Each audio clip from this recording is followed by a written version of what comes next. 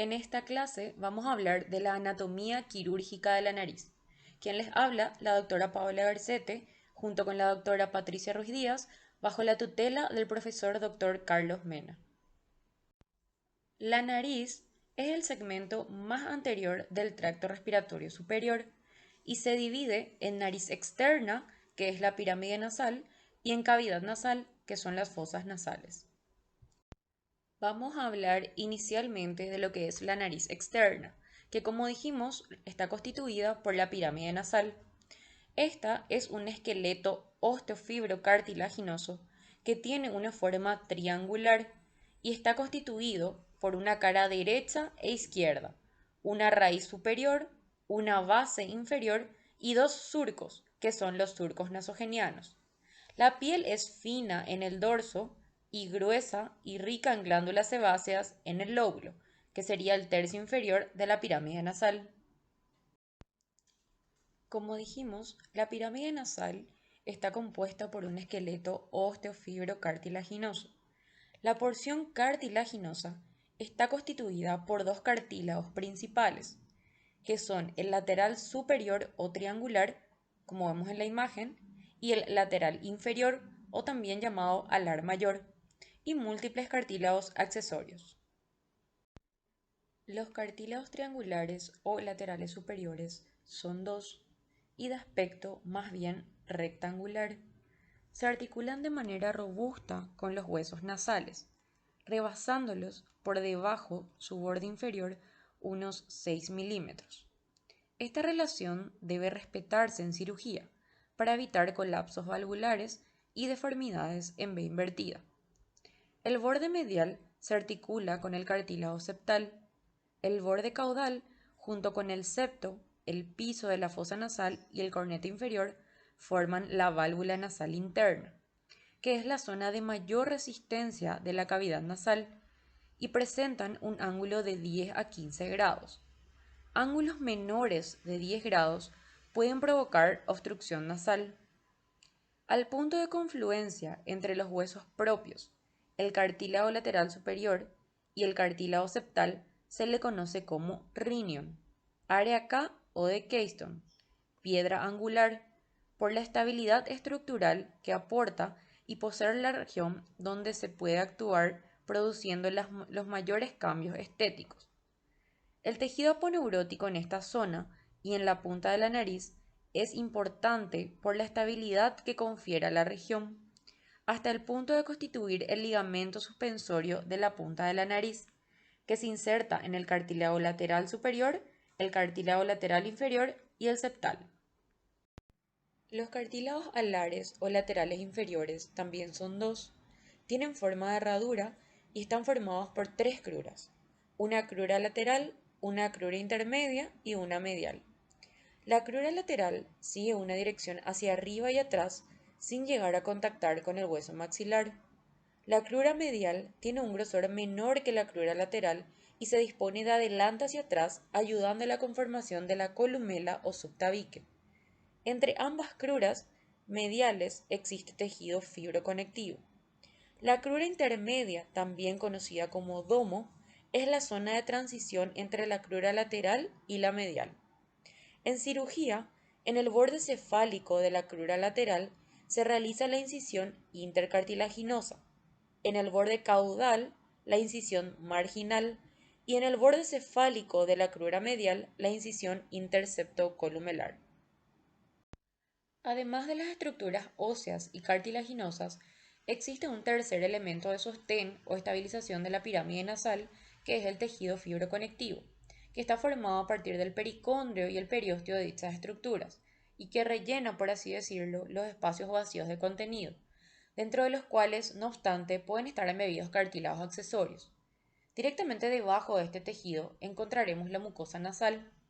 A estos espacios se referían Kotle y Converse como regiones triangulares. Podemos fijarnos acá en las figuras, que tenemos el triángulo del vértice de la columela, el cual su vértice es el ángulo septal anterosuperior del cartílago septal, su base es la piel y sus límites laterales son los cartílagos laterales inferiores, que serían tanto las cruras intermedias como las mediales. Cuando las cruras intermedias están muy separadas a este nivel, se observa una doble lobulación de la punta de la nariz. Luego tenemos el triángulo de la base de la columela. La columela tiene una forma de reloj de arena o de dos triángulos enfrentados. El triángulo más posterior de ellos sería el triángulo de la base de la columela. El triángulo blando de Converse está situado en la parte anterior de la ventana nasal o narina. Se encuentra delimitado entre los bordes libres inferiores de las cruras intermedia, lateral y medial. En este triángulo, la piel externa de la pirámide y la del vestíbulo nasal se oponen una contra la otra, por lo que no debe lesionarse para evitar cicatrizaciones anómalas. El triángulo débil de Converse realmente son dos triángulos opuestos que definen una morfología compartida de rombo. Es una zona de transición entre los huesos nasales y la punta nasal. Se corresponde con la zona denominada suprapunta de la pirámide nasal. Su lado común es el cartílago septal y sus lados independientes son los bordes enfrentados de los cartílagos laterales superiores e inferiores. Su importancia radica en que en ese triángulo el único elemento de soporte del dorso nasal es el borde anterosuperior del cartílago septal.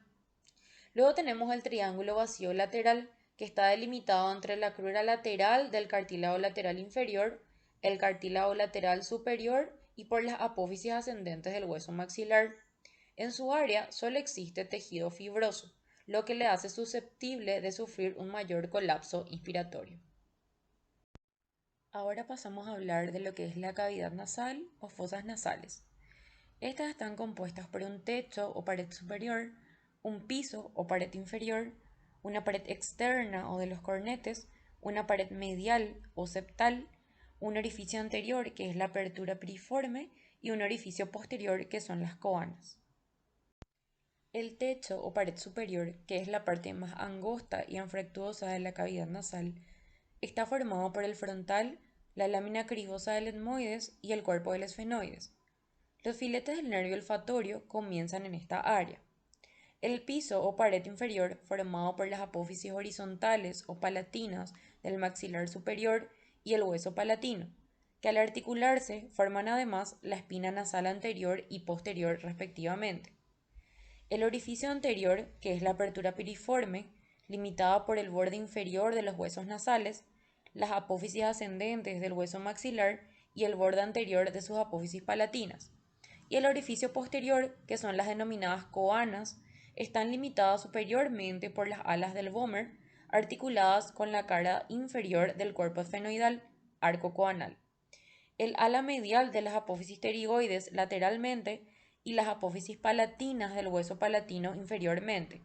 En la línea media, el vómer se articula con el rostrum esfenoidal y la divide en dos.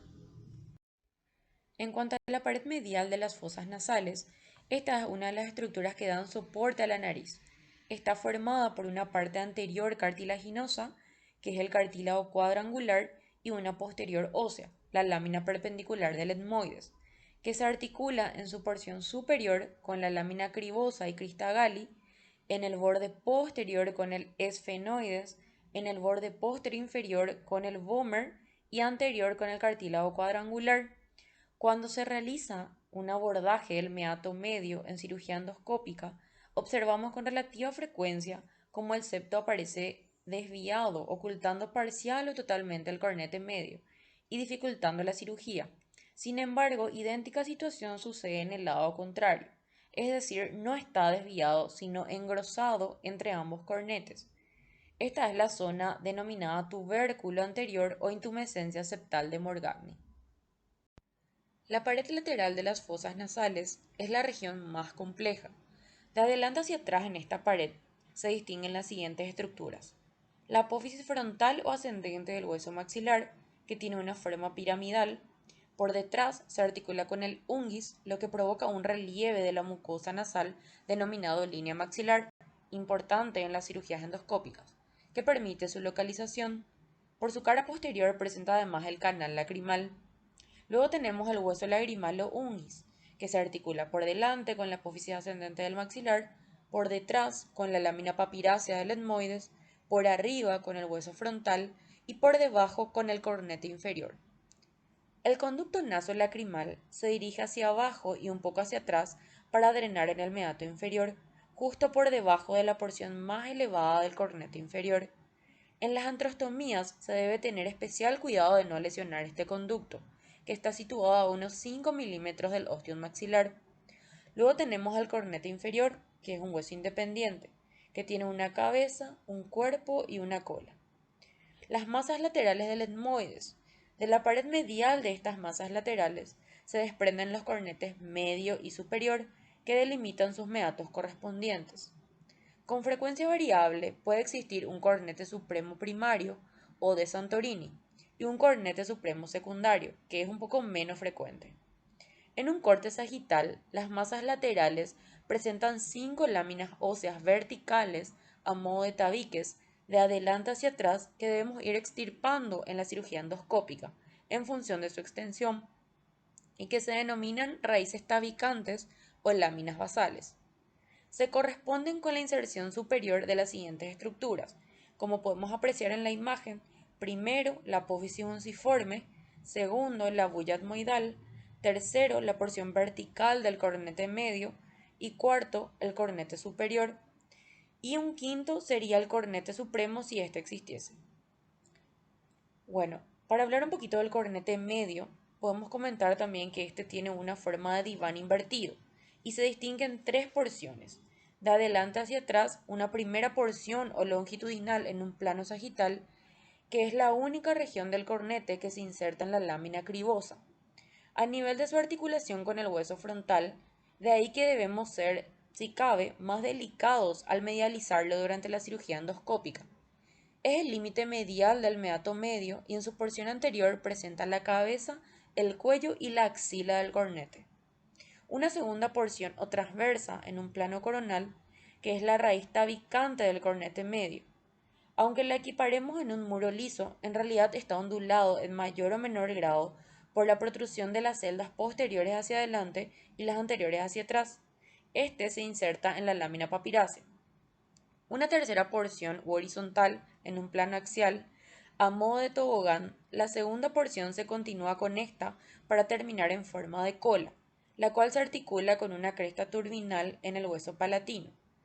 Se ha descrito un cornete medio neumatizado hasta en un 53%, denominándose en estos casos concha bullosa. Su interés e importancia radican en que es la variación nasosinusal más frecuente y que su presencia puede obstruir, dado su mayor tamaño, el meato medio y por tanto dificultar el drenaje infundibular. Tenemos luego el hueso palatino y el esfenoides. En la pared lateral tenemos a los cornetes y meatos, que son espacios aéreos localizados inferiormente a los cornetes. Tenemos 3 cornetes como vimos anteriormente: el superior y el medio, que son parte del etmoides, y el inferior, que es un hueso independiente y es el más vascularizado, y 3 meatos: el meato inferior, que se encuentra entre el piso y el cornete inferior, en donde drena el conducto nasolacrimal; el meato medio, en donde drenan los senos frontal, maxilares y etmoidales anteriores. En este meato además encontramos reparos anatómicos importantes para la cirugía endoscópica nasal. También vimos previamente que son las apófisis unciforme y la bulla etmoidal. Y el meato superior, en donde drenan el seno esfenoidal y los etmoidales posteriores. Continuamos con la musculatura de la pirámide nasal. Acá podemos identificar al músculo prócer o piramidal, que está situado en la raíz nasal, el músculo nasal, que tiene 2 porciones, el alar, que sería el músculo mirtiforme, y la porción transversa del músculo nasal. Estos cubren a los huesos nasales y gran parte del cartílago lateral superior. También tenemos al músculo elevador común del labio superior y el ala de la nariz, que ocupa los surcos nasopalpebral y nasogeniano. En el ala se describe también el músculo dilatador nasal. Y también en la región inferior está el músculo depresor del septum. En cuanto a la vascularización de la pirámide nasal, básicamente podemos localizar 4 ramas arteriales. La arteria dorsal, que es rama de la arteria oftálmica, esta se anastomosa con su homónima contralateral en su trayecto descendente, y con la arteria transversal del ala nasal, es rama de la arteria facial. También está la arteria angular, que es la continuación de la facial y que discurre por el ángulo nasopalpebral. Finalmente, la propia arteria facial puede no ascender más y dar sus ramas terminales en forma de arterias labiales superiores y del subtabique, que se anastomosan con las de la arteria infraorbitaria. Y el drenaje venoso sigue un trayecto similar al arterial. En cuanto al drenaje linfático, este está dividido en una red externa que se distribuye por la musculatura, el periósteo y el pericondrio, y otra a nivel del vestíbulo nasal, que es la interna, y ambas drenan a los ganglios submaxilares por colectores comunes de trayecto similar al de la vascularización. La inervación motora de la pirámide nasal está dada por el nervio facial y la inervación sensitiva por el nervio trigémino a través de sus ramas oftálmica y maxilar. La región del dorso superior está inervada por el nervio infratroclear o nasal externo y la región inferior por el nervio etmoidal anterior o nasal interno a través de su rama externa nasolobar. Ambos nervios son ramas del nervio oftálmico. Y el nervio infraorbitario, que es la terminación de la rama maxilar, es la que perfora el músculo orbicular de los labios y se distribuye por el ala de la nariz y la región cutánea del vestíbulo. La vascularización de las fosas nasales proviene de dos sistemas, el de la carótida externa y el de la interna. La carótida externa emite las siguientes arterias para las fosas nasales: la arteria fenopalatina, que es la denominación de la arteria maxilar interna, una vez que traspasa el agujero fenopalatino, aquí emite dos ramas. La arteria de los cornetes, que da a su vez dos ramas, una para el cornete medio, que es la arteria nasal media, y otra para el cornete inferior, que es la arteria nasal inferior. También está la arteria del tabique, que emite otra arteria para el cornete superior. El mayor contingente de sangre se dirigirá por la arteria septal del tabique nasal. La arteria facial, que es otra rama de la carótida externa, emite la arteria labial superior y la arteria del ala de la nariz. Y en el trayecto más periférico pasa a llamarse arteria auricular, que emitirá ramas para vascularizar la región lateral de la pirámide nasal. En cuanto a la carótida interna, esta emite la arteria oftálmica y estas salen las arterias etmoidales anteriores y posteriores que vascularizan el tabique nasal, la pituitaria y la región anterior y la cara externa de las fosas nasales. Luego tenemos en el tabique nasal, se puede observar en la imagen B, a nivel del área circular de color naranja. Ahí se encuentra el área de Kieselbach, es una región donde confluyen finos sistemas arteriolares procedentes de la arteria del tabique, de la arteria etmoidal anterior y de la arcada arterial del labio superior. Es aquí donde principalmente se pueden encontrar las varices septales, que son un muy frecuente motivo de consulta en las urgencias. Y en cuanto al drenaje venoso, estos drenan en la vena yugular interna, especialmente a través del tronco tirolinguofacial. Como ya hemos dicho, en la nariz encontramos una extensa vascularización y múltiples anastomosis provenientes de la arteria carótida externa e interna. La zona con más tendencia a sangrar es el área de Kieselbach, localizada en la parte anteroinferior del septum, a 1 centímetro de la espina nasal, donde se ubica un plexo compuesto por ramas de la arteria carótida interna, concretamente ramas de las arterias etmoidales anterior y posterior provenientes de la arteria oftálmica, y de la carótida externa a través de la arteria maxilar interna y sus ramas fenopalatinas y la palatina descendente. En la parte más anterior del septo también hay ramas de la arteria labial superior procedente de la arteria facial, que es también rama de la arteria carótida externa. Las epistaxis posteriores son menos frecuentes, pero mucho más difíciles de controlar. A menudo este se observa debajo del cornete inferior, donde las ramas de la arteria fenopalatina se anastomosan con ramas de la arteria faríngea. Esta área se denomina área de Woodruff.